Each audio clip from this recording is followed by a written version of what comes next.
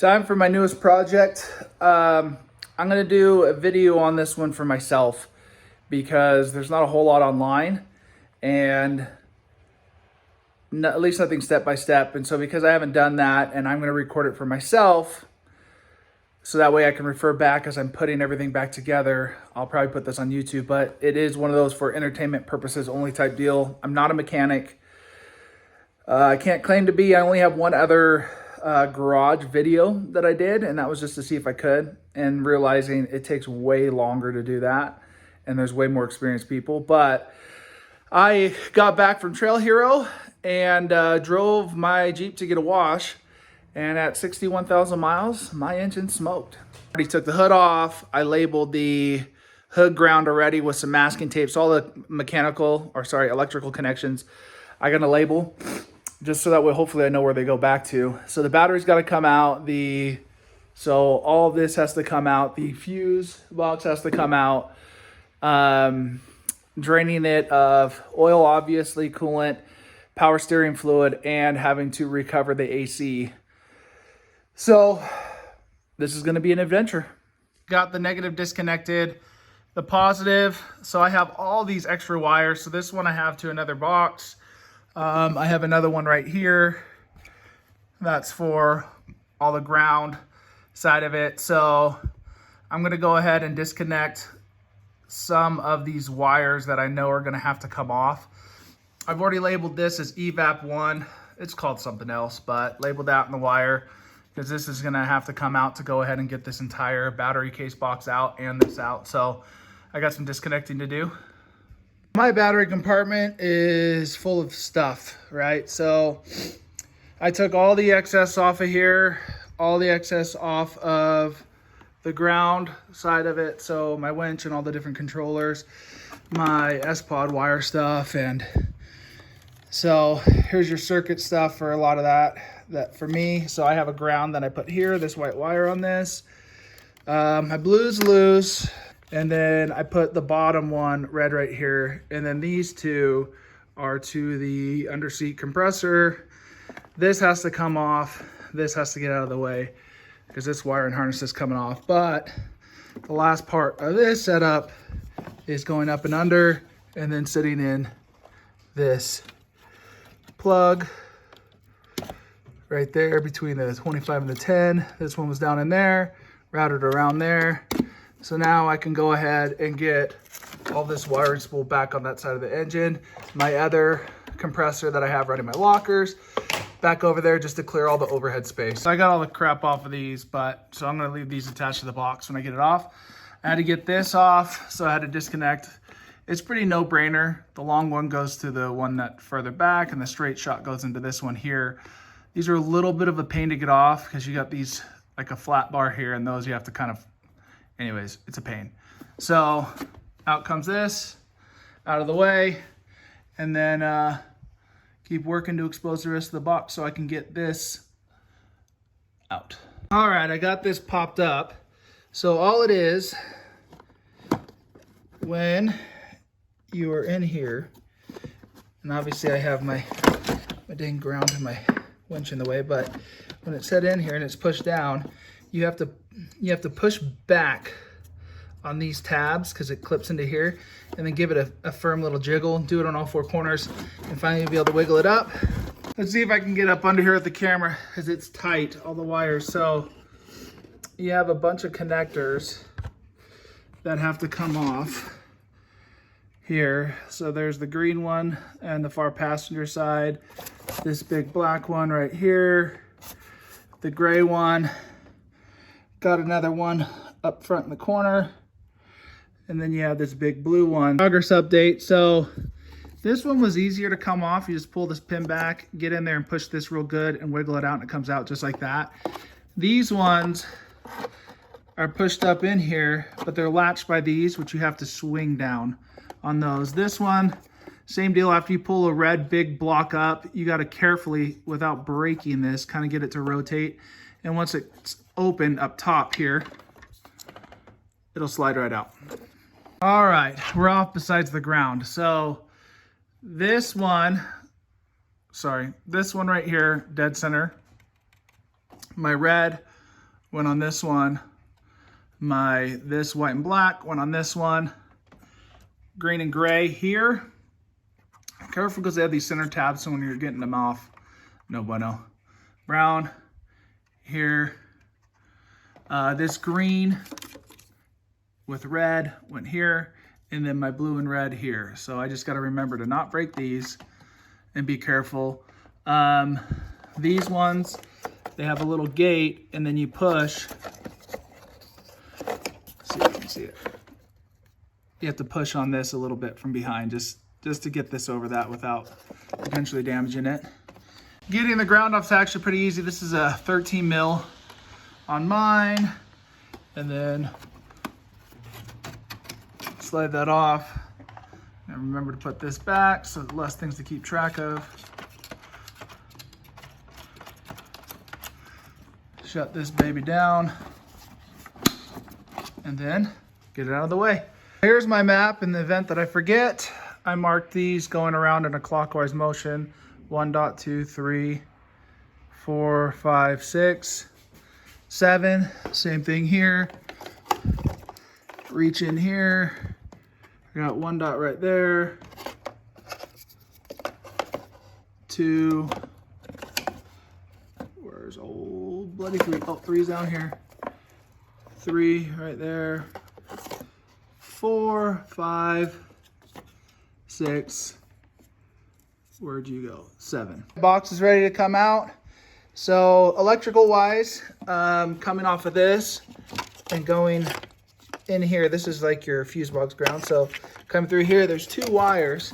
So all these fold up and out of the way. And this is that mass airflow that was here. It wrapped around, went through this crack and came out. But move all this stuff out of the way. These, and then you have these 2 wires scooting along the bottom.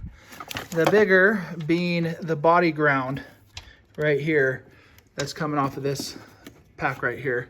And then the other one rolling into this stuff over here. So bolt wise, you have 1 bolt here, here, here, 3 of these nuts, and a bolt here to get the box loose.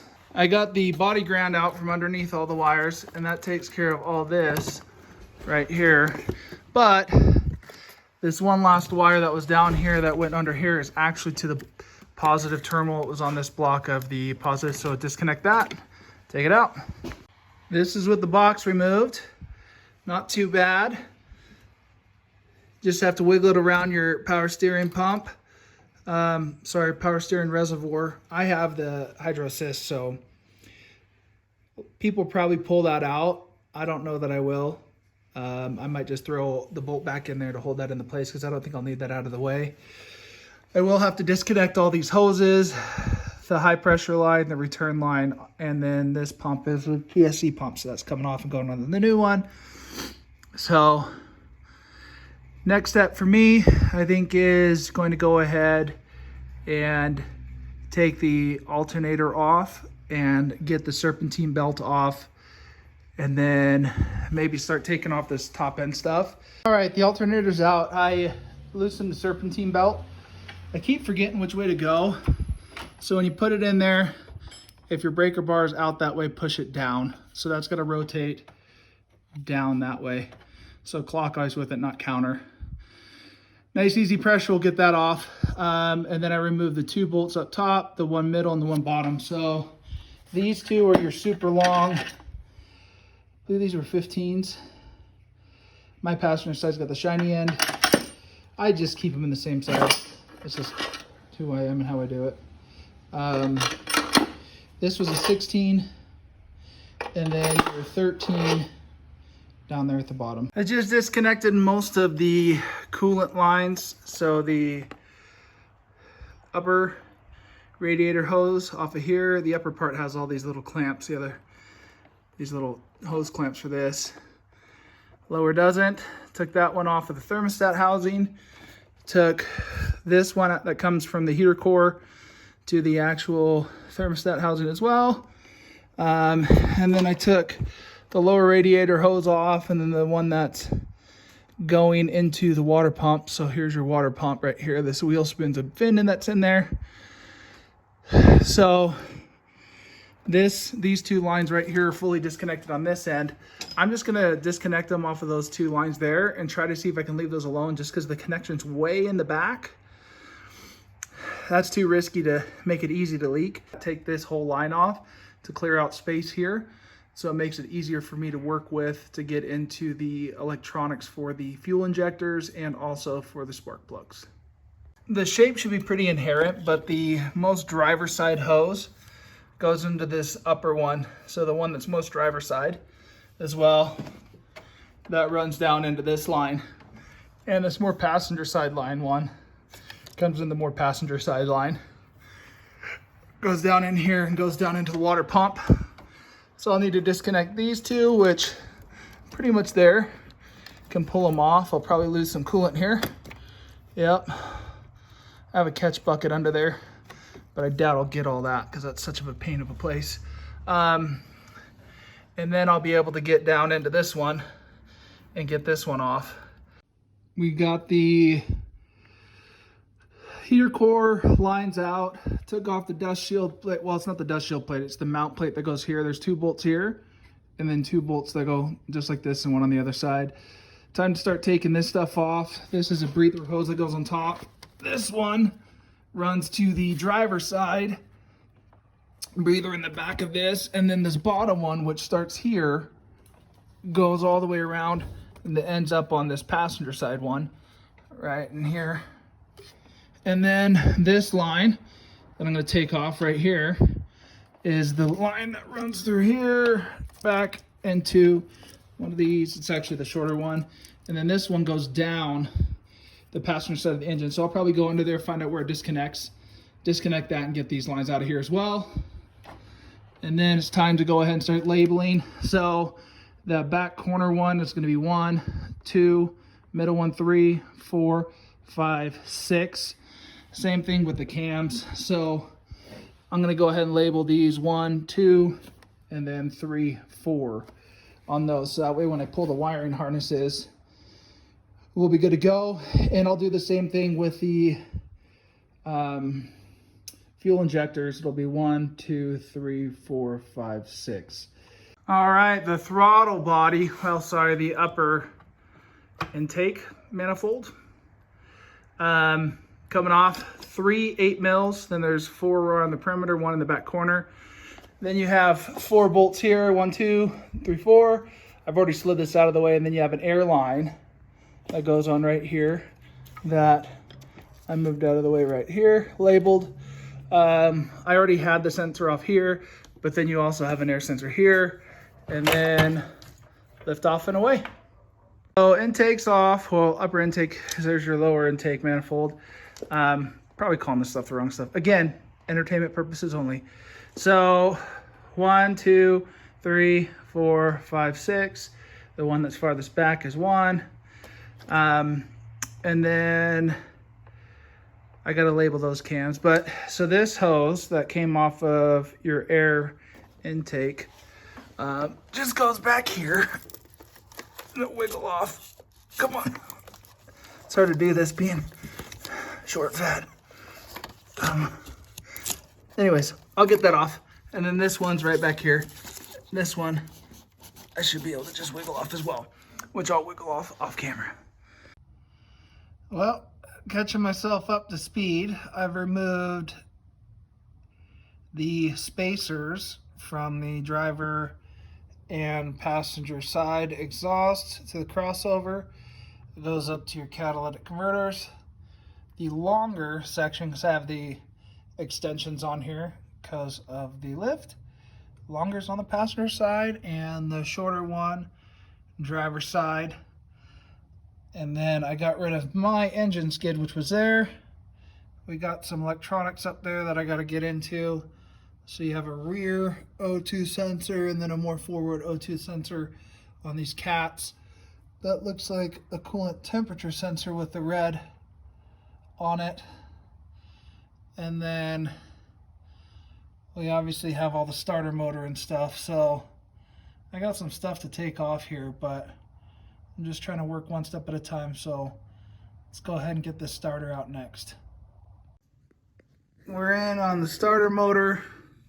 There's going to be 2 of these bigger bolts that go through the bell housing that'll come out to take that off. But as far as electronics go, there's this purple tab that needs to pop out. Then you can push down and slide it over. And then up higher, right here on the side, you have a 13 mil bolt that needs to come off, so you can slide this off. And then you also have this ground up here that's a 13 mil, and I use the straight ratcheting wrench. The curved one just hits the cat and everything that's in the way. There's a secondary ground underneath it that also ties in to this part of the wiring harness, but this lower outer one is the one that goes first, and then the other one underneath. So I'll take that off, throw the bolt back on there and washer, but that'll go back on, and then I'll go ahead and pull this off and get this labeled up. So the nut that goes on the most upper part, right up here to the stud on the side of the motor, is a rotating washer on the nut. And then the one that's right here on the front is just a flanged nut on there that goes on. And then this is a little bit closer look at what's up there on the block. As you see this setup here, you have the 2 that are side by side, and the one that's obviously getting roped in closer goes on the bottom. But both grounds, here's your ground that's on the actual, I believe that's the ground, that's probably actually the power. That's on the starter, and those are your 2 grounds. And then obviously the control wire on there. Probably misnaming this stuff, but that's where it's going to go, and then it wraps around and over your bell housing. I got the passenger side cat off the exhaust manifold, which was a bit of a bear. The top 2s weren't too bad. The bottom one's a little bit tighter on the bottom right, so there's 4 bolts. On the bottom, this sandwiches, this gets bolted in, and this grabs the bottom plate and pushes. Well, this bottom, more cab one is impossible to get through. So actually it bolts like that. So if I'm smart. So this passenger rear, I'm going to lop off that metal there and still let it cinch it down. Just enough to get, I'll probably still leave some of the bend, but I need to be able to get a wrench in to tighten that thing up later. So I'm going to do a little bit of skinning off of that to go ahead and get that on before I go back in. And while I was in there, I found the dang block ground snapped off, which is not good. I pulled the passenger cat, and you know, if it's not one thing, it's another. That noise is not supposed to be in there. There's something broke loose in the inside of that. So that was definitely the rattling and ticking, but it doesn't change the fact that I still had bad compression. This could have easily caused my code, but that compression, when I checked it, was no bueno. So passenger cat's got to get replaced too. Now that we've established I have a bad cat on the passenger side, I'm looking at the driver now to get it out. And the 2 O2 sensors, one right here in the rear, and then there's the more forward one right there. And it looks like my wiring has been replaced before. It's not focusing, but I have a cable tie holding that up. I'll clip that out, and then see if I can get in here. There's the connector for the more forward one. And then I'll go ahead and get the more rear one, which is a little bit further up. The white connector right up top there in the middle of the screen is the forward O2, and the black one down here at the bottom is the rear O2, and then that one with the silver prong into the block, coolant temperature sensor. So I'll pull that off as well. That's been labeled. And up front here, past the shock in that area, I doubt it's going to focus. The white one's labeled, and then the corresponding one up there as well is, see that blackish gray one sitting there with the yellow? It's not gonna focus. There it is a little bit. The black gray one was higher up on that clamp on that mounting bar on the side, and then the white one's lower. But the colors correspond with the colors of those terminations on the end there as well. Just got done disconnecting on the passenger side, down the bottom of the block right here by your bell housing is your crank position sensor, which goes up and over this oil dipstick line, which I believe that's what that is. And then there's one clamp thing that broke off inside of the block, another one that goes in the bottom of the motor mount, and then it goes up and through. Boy, I'm gonna have to do some repair on this stuff because this is just crumbly. So pull this clip off, which hooks around that, drop that down and around. We got another sensor with some clip to the block right here, so I'd have to undo that and then get that electrical off the front right there, and then we should be able to pull that up and around.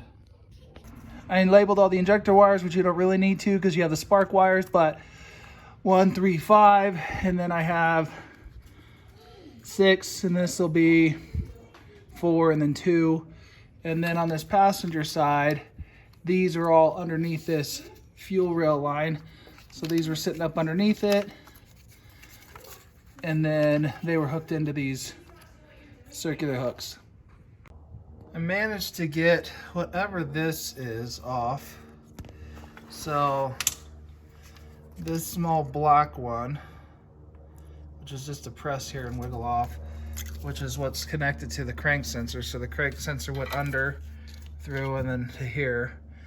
Well, then you have this one, which is right behind your tensioner and timing cover, but then it's routed up and through and over your motor mount.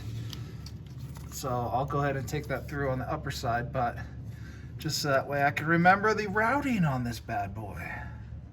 Now, next thing I'm gonna do is, oh, by the way, I looked at my Haynes manual and I got these labeled wrong. So they label it 1, 2, 3, 4, 5, 6. I have it 1, 2, 3, 4, 5, 6. So another reason why this is just for entertainment purposes. But I'm gonna go ahead and disconnect my fuel lines off of here, so that way I can go ahead and remove this lower intake manifold, get to the electrical on my oil cooler, and we'll be back from there. So it'll be, I'm gonna leave the fuel rails on it and the injectors in it. So I'll just be removing these bolts here. This one, and then there's ones around the outside.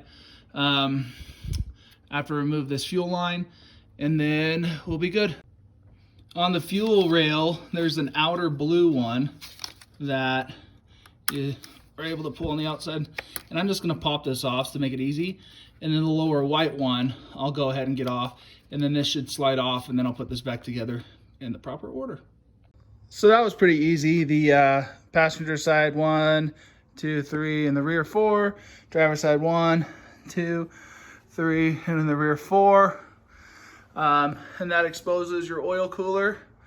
Obviously, because I'm not reusing this engine, I didn't blow out all the crap that I would have seen and stuff the holes with paper towels and stuff. But so I'm gonna have to disconnect all that electrical there and get to probably fuel rails and stuff to get them out of the way and disconnect here in the back. Well, I just removed this sensor, which is the CMP, off of the driver valve, and then there's a rear one back here, which I'm going to go ahead and call, what I label it, driver rear head. I'm guessing that's a knock sensor. So all this wire on this side, the passenger side, is now loose, and attaches via this black part, and then it's also attached to this, which appears to be all the wiring for the oil cooler. So I'll detach that, and I'm just going to remove this portion portion of the wire harness and get that out of the way. I got the passenger side harness off, which I took off the back side of this. That's a pain to get off. I accidentally broke this the last time I took it off, which is the side tab, which is what makes it the worst. Pull that out, slide it off, and you're good. So these are inverse torques, which is, let's see, what size are we looking at? Does it say E8? Something like that. One of those to get those bolts off right. And then the lower head, those were all 8 mils. So now that's loose. I did wiggle this before I put this on. Oh, looks like the wire harness is tied down there. So I'll need to pop that clip off. But essentially, here we are, we're free. And then this one is 1, 2, 3, 4, 5 bolts. And this one you don't want to mess up. Oil leaks and coolant leaks in there suck. So I'm probably going to replace this hose because I replaced this last summer. And now the hose on and off twice. This is one I don't want to replace later. So I'll just get a new one now, throw that in. I do need to get a fuel rail tool, which I didn't know I needed, but it's stupid if I don't have it. I should have got it yesterday, but to go ahead and release this fuel rail that's along the side here, just to get it from over top of the engine, make it easier access. I couldn't get the oil cooler off with the harness attached, so I had to detach these two. The red clip is for the one on top and the black's for the bottom. They're different sizes. Oh, I'll label this wire harness as I set it aside, but it appears these are probably knock sensors. And there's a long hosed one that goes to the forward bolt right here. And then the rearward one is right back here. And that was a Torx bit that is a 40. So I'll go ahead and pull those off, bag the bolts, and pull that harness out of there so that way we're free and clear down the middle. Well, it's become obvious to me that I have to remove this harness. It's not going to flip out of the way because of the RT. Plus, man, this thing is like all crust and dried out, so I want to replace the corrugated covering on this and fix it up so it's not all crusty and exposing the wires. So it goes across the top, drops down right there, and in the back there's a little clip that you have to pop off.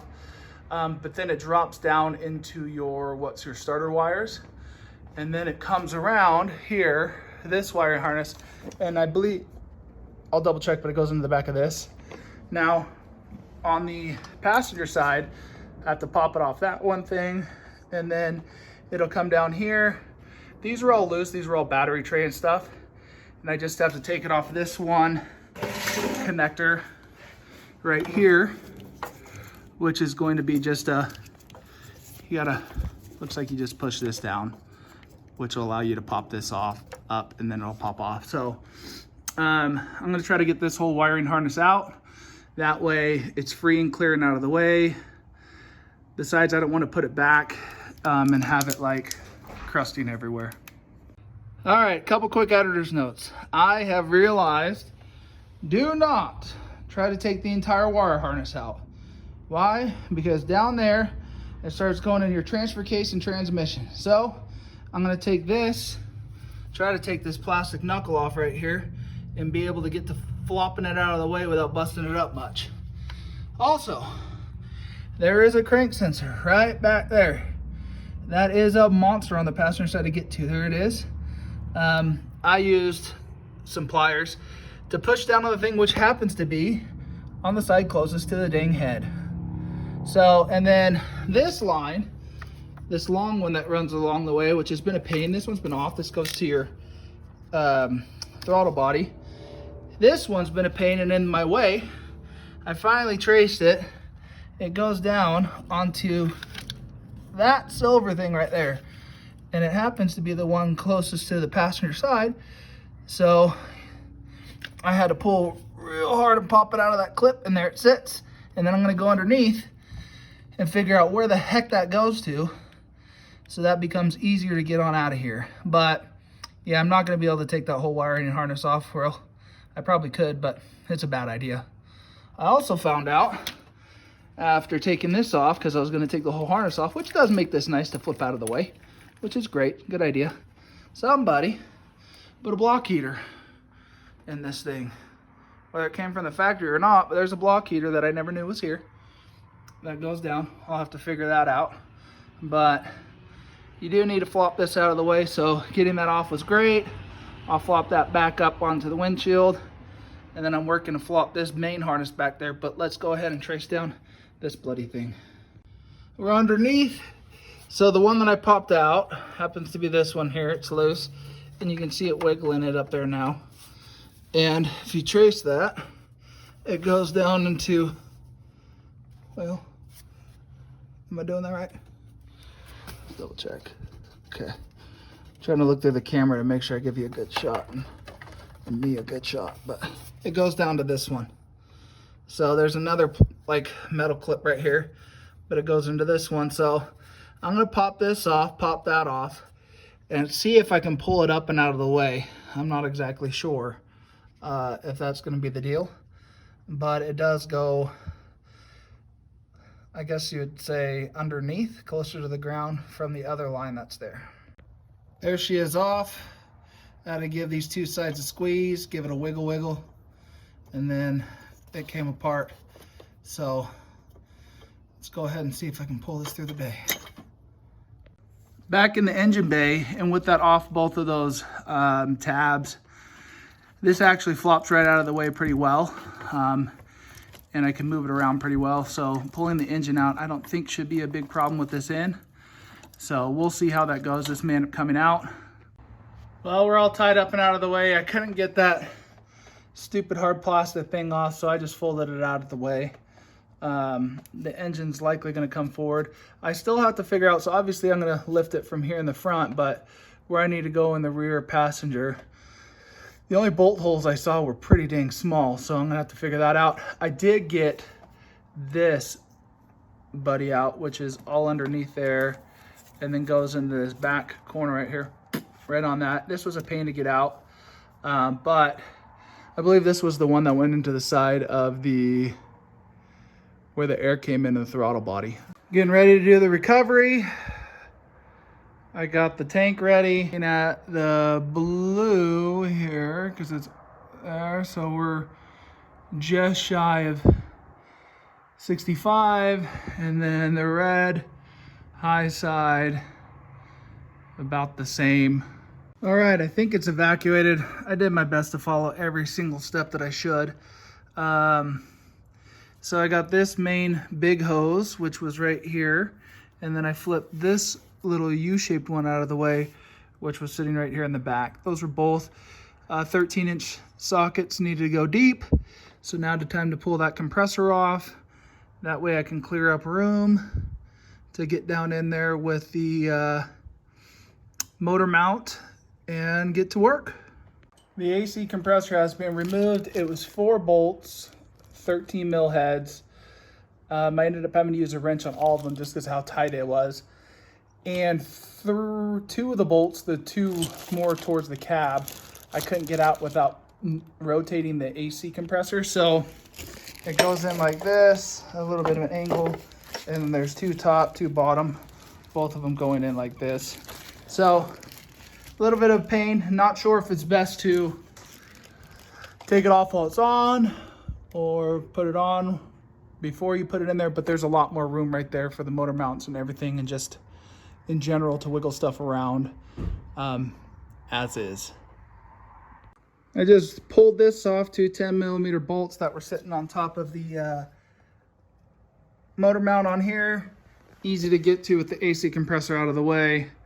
But yeah, that's out of the way now.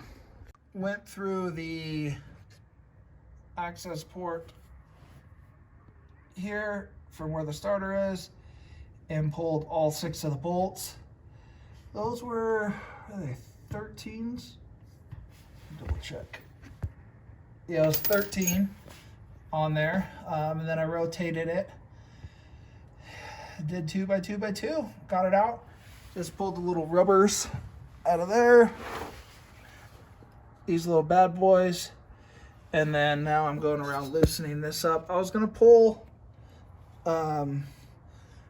these are out, these are 15s. I was gonna pull the oil pan while it's here, but I figure, you know what, I'll just pull the engine and then put it on the stand and then do the removal of all this stuff off of it, getting ready for the new motor. So I'm gonna go ahead and put a stand here to help support the weight when it separates from the engine, and hopefully this goes well. Time to remove some more bell housing bolts. I'm going to go ahead and crack loose these motor mounts that they're 18 mils. I put this jack stand that's got a lock on it underneath the bell housing to give it support for when the engine detaches. But the two bolts that had the stubs that used to hold the exhaust bracket, the new one doesn't have that hook that goes through here, so we don't need the little, but those came in this way.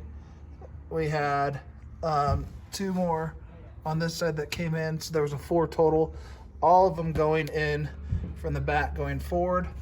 We have one bolt that I'm going to take out for the bell housing that goes in this way, and then we have another one up high up here that's holding in the sensor bracket, but it's going through from the back. So far this is the only one going in from the front. We're on the driver's side now. These are the 2 holes that go into the starter, and then this tag was folded down, so I kicked it up, and I had to use a small extension just so I can get some rotation on it to even get it in there, because you can probably use a deep socket one, but to go ahead and get this bolt loose that's in the bell housing on the driver's side. The other side was the one that was facing from outside in that had the one bolt there, is back there. And then got to find a mounting place, a good one to pull off of. Just looking at the new motor, so all the timing stuff I'm gonna have to go ahead and do all the covers and all that on there, but it kind of appears like there's these symbols right here, and I'm not sure what they're for. I don't know that means that you want to hoist it by, but I mean, there's these tiny little bolt heads, which I don't want to go through to go ahead and pull those off. So the other one, the preferred would be the bell housing, but I don't think any are exposed, so I'll take a look and see about lifting out by that if I can. Getting one of the other motor mount bolts off, which would be right here. It's holding on this. This is on the passenger side, holding on this bracket. So that one's a bit tighter to try to get off. I'm probably starting to get some pressure from the housing here. So when I lift this up, I'll show you where I'm lifting it by, so that way anybody that looks at this can see how not to do it. I just took off these trans cooler lines off of this. I didn't want to snap this by trying to pull it out, so obviously it's facing the other way when you have it, and then they're up in it. But just so that way I have note, it's a clamp right here that goes into that, and so you just have to pry that loose. Out comes the two. So now these are loose for the pulling of the motor. Getting the, I think, which are the last two from up top. That one right there, which is on the passenger side, which holding up that bracket we got lower. And then there was one that was right there. It was this guy. That was just on the opposite side down here. And I think those are the last two. We're getting some separation right there in the bell housing from the motor. Motor mounts are still attached, but I'm gonna go slow, hook this chain up, and take that last one off. Well, that was a rodeo, but it's out. Yeah, holy crap. I Had to flatten down my tires. Still didn't have enough clearance because this wasn't tight enough. Like, I needed this to be quite a few links shorter, so I need to make this as tight as humanly possible, even if I skip using some of this stuff and go higher on the links. But yeah, that was a thing and a half. I put this all the way up as it could go, and I stood on it and had to use ratchet straps and stuff. And well, word of the wise, when I put this back in, I'm gonna make sure that that's super tight. But I got it on the mount, so we're out and we're up.